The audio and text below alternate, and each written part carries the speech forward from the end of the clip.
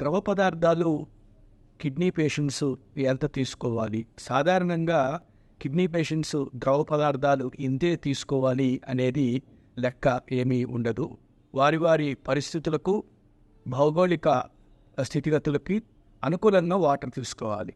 ఉదాహరణకు చల్లటి ప్రదేశంలో ఉన్నప్పుడు 1.5 to 2 లీటర్స్ ద్రవ పదార్థాలు తీసుకుంటే సరిపోతుంది. అలాగే వేడి ప్రాంతాల్లో, అట్లాగే ఎక్కువగా చెమటలు పట్టే ప్రాంతాల్లో ఉన్నప్పుడు 1 లీటర్ వరకు ఎక్కువగా తీసుకోవాల్సి వస్తుంది.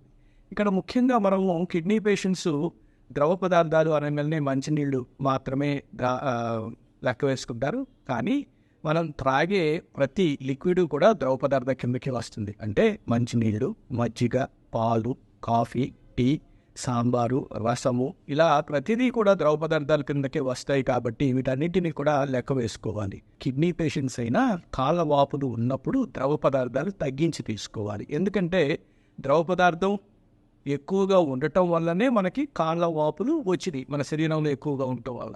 అటువంటప్పుడు ఇంకా ఎక్కువ ద్రవ పదార్థం తీసుకుంటే కాళ్ళ వాపులు అనేవి పెరుగుతాయి. ఈ కాళ్ళ వాపులు అనేవి మనకి తొడలు, పొట్ట, చెస్ట్ ఇంతవరకు కూడా అయిపోయి మొత్తం ఒళ్ళంతా కూడా వాపులు వచ్చి దీనిని ఎనసార్కా అంటాము. ఇటువంటి కండిషన్స్లో కొంతమందికి లంగ్స్లోకి వాటర్ చేరుకోవడము, గుండె మీద ఒత్తిడి కలగడము వలన పల్మనరీ ఎడిమా అనే ఒక సిచ్యువేషన్లోకి వెళ్తారు. ఈ సిచ్యువేషన్లో ఉన్నప్పుడు వాళ్ళకి గాలి సరిపోదు, ఆక్సిజన్ లెవెల్స్ పడిపోతూ ఉంటాయి.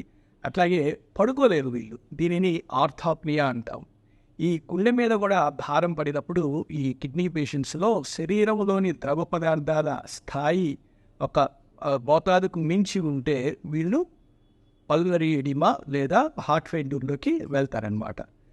ఈ హార్ట్ ఫెయిల్యూరు, కార్డియాక్ ప్రాబ్లము అనేది సాధారణంగా హ్యాండ్ బై హ్యాండ్ ఉంటాయి. ఎందుకంటే కార్డియాక్ పేషెంట్స్కు హైపర్ టెన్షన్ వలన కిడ్నీల మీద భారం పడుతుంది. అలాగే కిడ్నీ పేషెంట్స్లో చాలా మందిలో, అంటే దాదాపుగా 80% మందిలో హైపర్ టెన్షన్ వలన హార్ట్ మీద భారం పడుతుంది. అలాగే ద్రవ పదార్థాల స్థాయి ఒక మోతాదుకు మించి శరీరంలో ఉన్నప్పుడు ఈ పల్మనరీ ఎడిమా డెవలప్ అవుతుంది.